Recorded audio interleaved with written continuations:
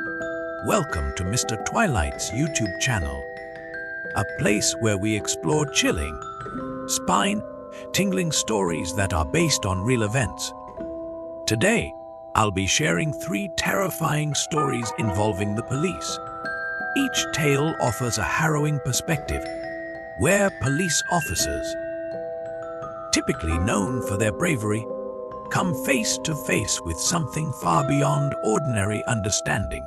And as always, I have one small piece of advice for you. Listen, watch, but make sure you're in a safe and well-lit space.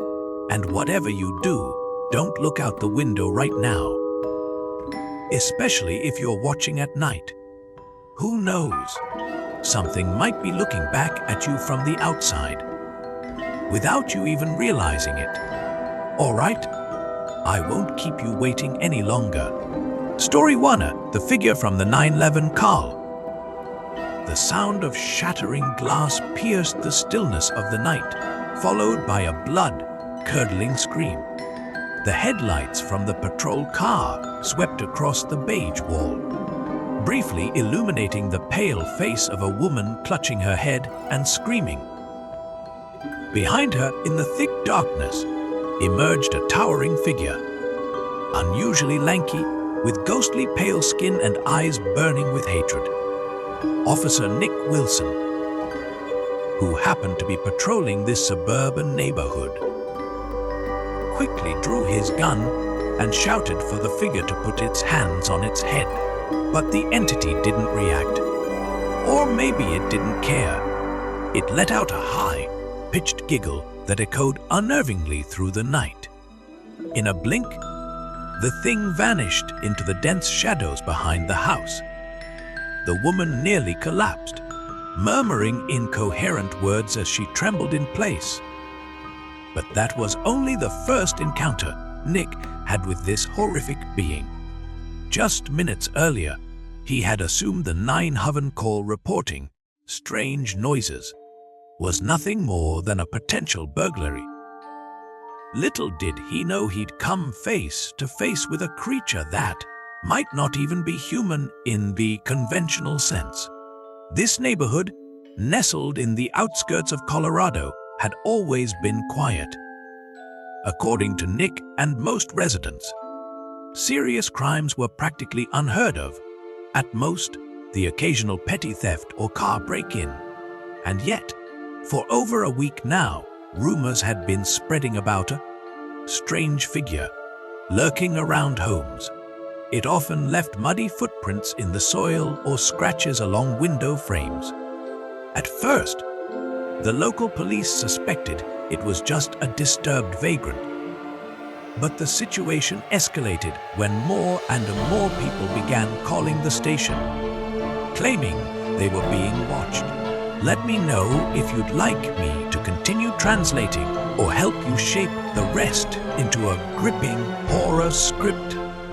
Nick Wilson had been assigned to patrol with another officer, but that night, his partner unexpectedly fell ill, leaving Nick alone. Coincidentally, that very evening, 911 received a call from a woman living in the suburbs. She spoke in a panic. There's something standing outside my window. It's not human." Nick rushed to the scene, his mind trying to stay rational. Probably just another creep. Hopefully she's not too shaken. But the moment the sound of shattering glass rang out, he realized this was no joke. As soon as he burst through the door, he was met with a terrifying scene. The woman lunged toward him, screaming for the door to be shut.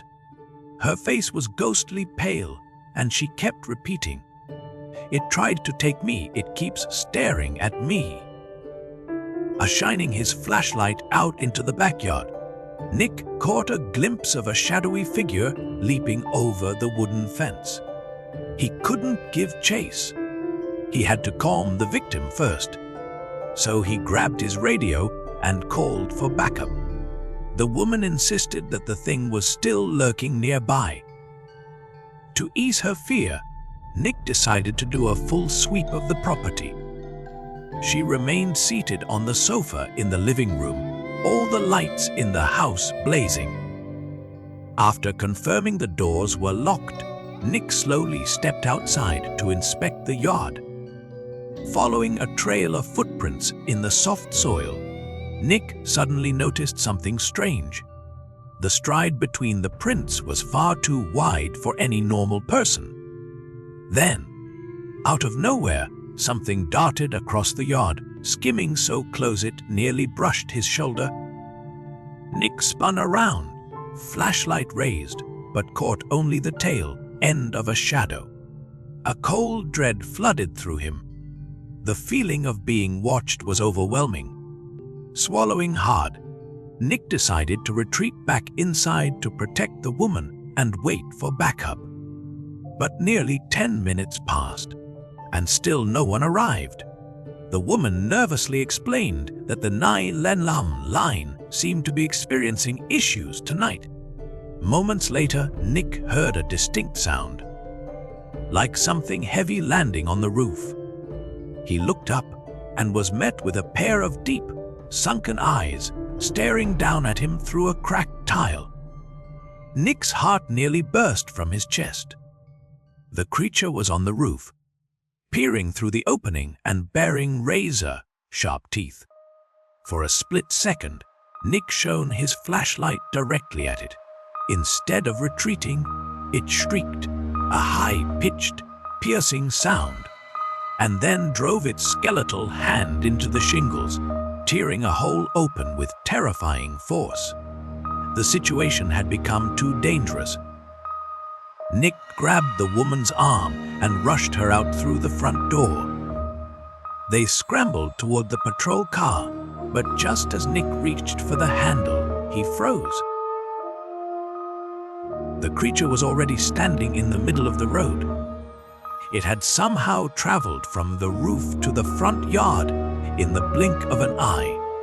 Nick raised his gun and pointed it at the entity, but all he got in return was a bone-chilling laugh.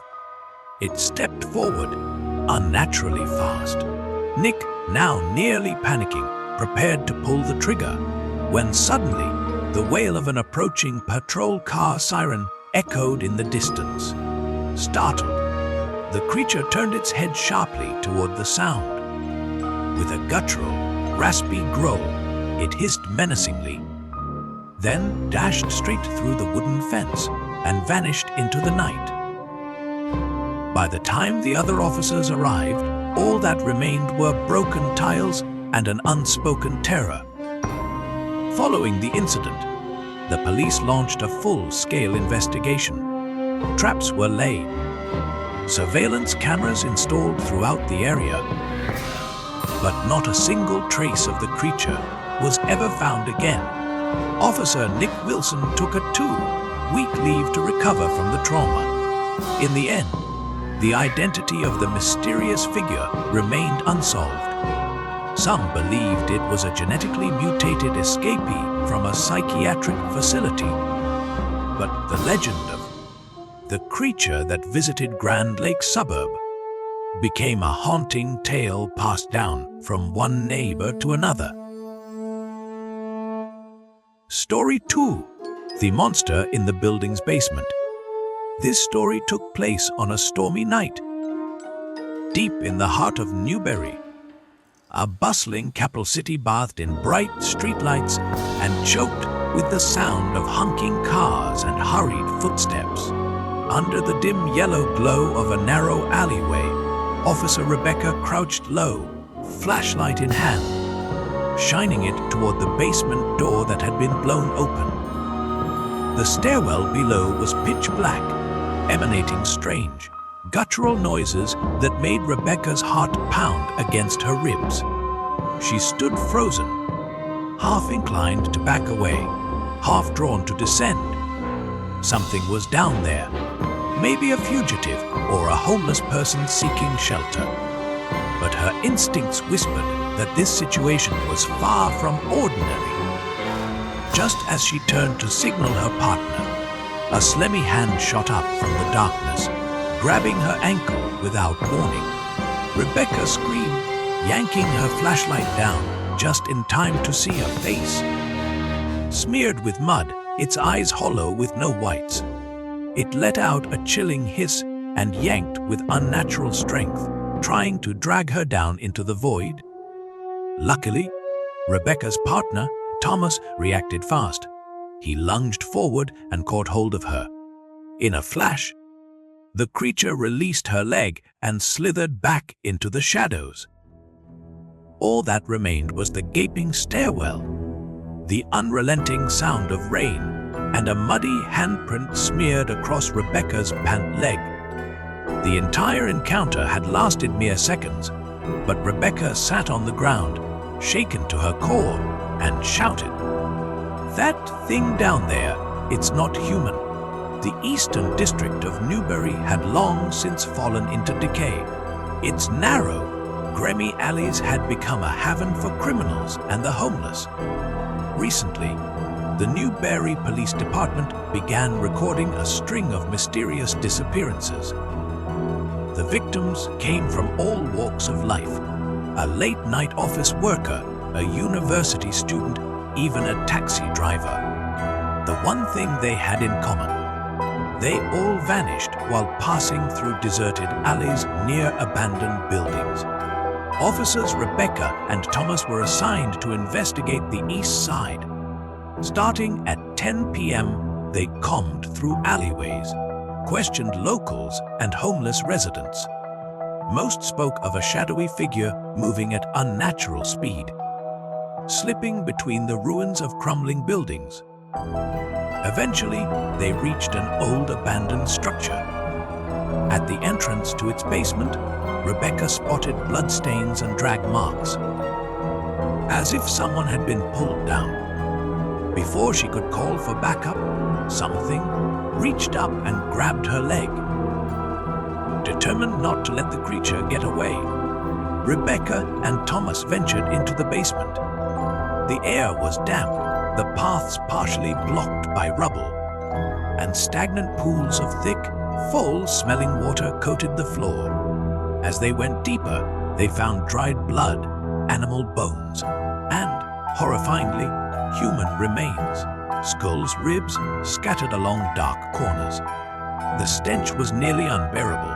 In an old storage room, their flashlight beam landed on a huddled figure. A young man, alive but badly injured and curled up in terror. He stammered, whispering, "It's here, run, get out." Rebecca and Thomas grabbed him, but before they could escape, a monstrous screech rang out.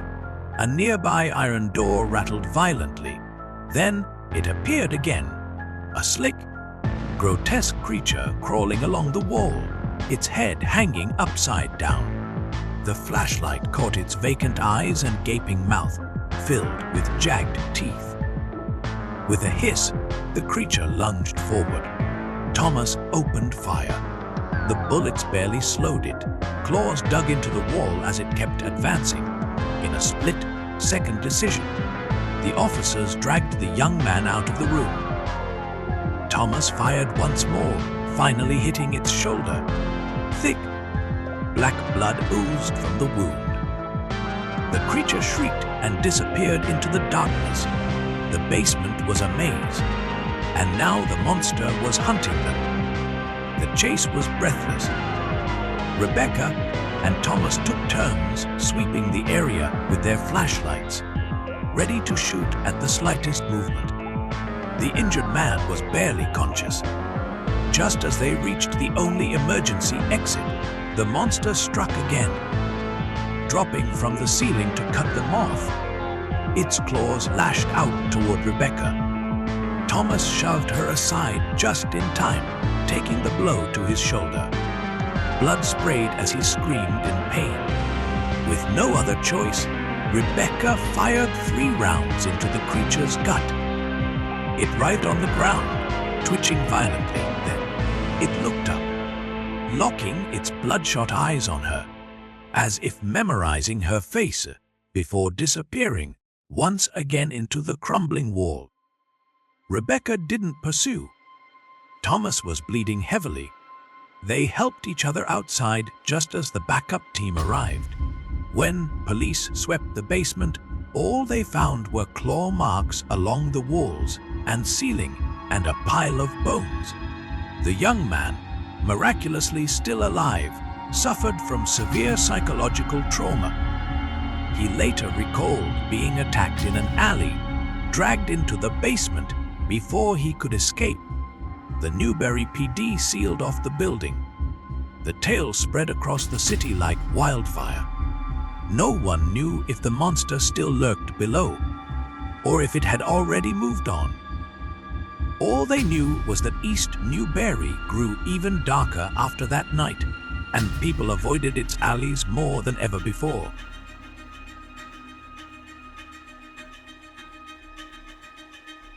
Story 3. The Phantom of Serpentine Ridge. Let the mystery of the creature remain in the heart of the city. Now, let's shift to a remote mountain range at the edge of Montana. In a thick blanket of fog, Patrol Officer John Miller heard a faint cry for help echoing from a winding mountain road. He raised his flashlight, trying to see through the dense mist, and froze when he spotted a figure in a white dress with long, unkempt hair standing at the edge of a cliff. He called out, "Gee, you need help! Step away from the edge. It's dangerous." The only response was a soft giggle echoing through the rocky canyon.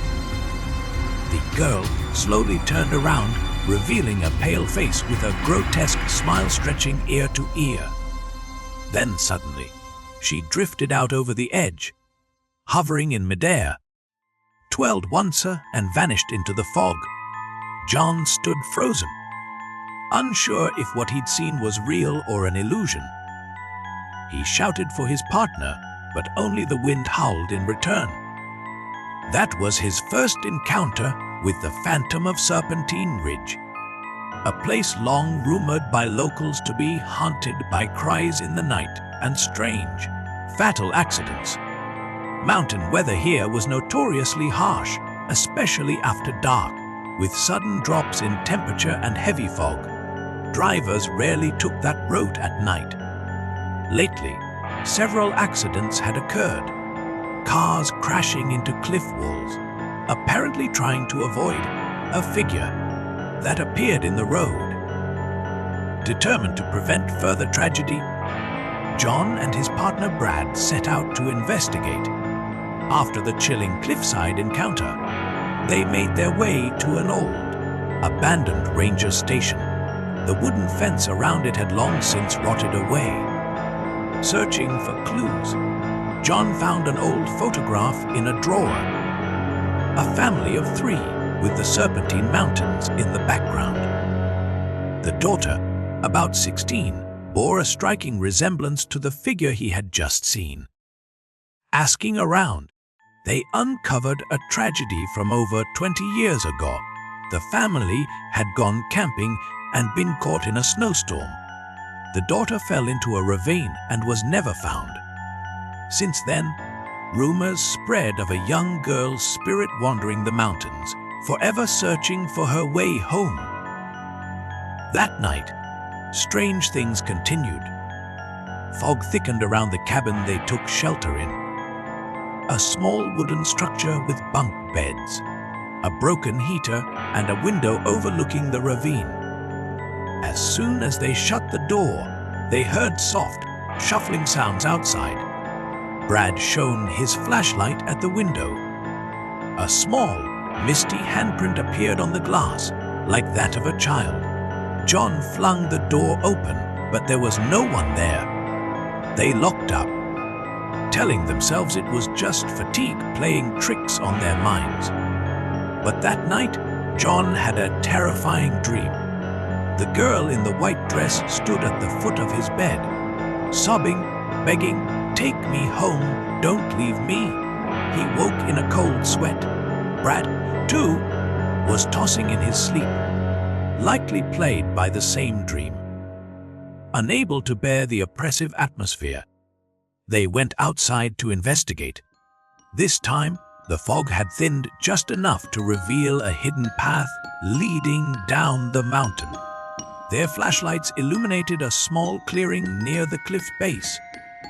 There, a weathered stone marker stood, engraved with a girl's name. Then came the sound of weeping, soft but close. They turned, and there she was, the girl in white, just a few steps away, tears streaking her pale face. Brad stammered, We don't want to hurt you, we just want to help." In response came a shriek so piercing, so powerful, it made their ears ring. She rose into the air, glowing with a strange, radiant energy. The very ground seemed to tremble beneath them. Her fury radiated through the mist, rage born from a done just and unresolved. Just then, Brad shouted and pointed toward a ledge.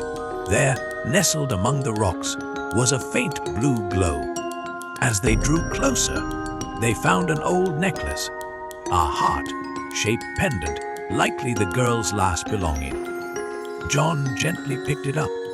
Holding it tightly, he looked into her hollow eyes. "We'll help you," he whispered. "We'll let you rest." Or as if she understood, the girl's expression softened. The rage subsided. The forest fell silent. She slowly drifted back toward the gravestone, nodded gently, and vanished into the fog. The next day, John and Brad reported everything. With the help of the local police and kind-hearted townsfolk, a small memorial was held at the mountain grave. The heart-shaped necklace was placed at the marker with a message. "We brought you home." Strangely, since that day, the winding Serpentine Pass has become safer. No more sightings, no more crashes. People believe the spirit of the young girl was finally freed, no longer wandering in sorrow. And so, we've reached the end of 3 chilling tales, all involving police officers, yet veering far beyond the realm of the normal. Whether you believe in them or not, remember, these stories are said to be based on actual reports and first-hand accounts. And if you ever visit Grand Lakes, beware of laughter in the dark. If you're in Newberry, don't venture into abandoned basements alone. And if you find yourself driving along Serpentine Ridge, don't be surprised if you glimpse a girl in white standing in the fog. Thank you for watching until the end. If you have your own chilling experience to share, don't hesitate to message me or send an email. Who knows? Maybe your story will be the next one I tell. Don't forget to like and subscribe if you want more true horror stories. This is Mr. Twilight, wishing you a peaceful night. Goodbye, and see you in the next video.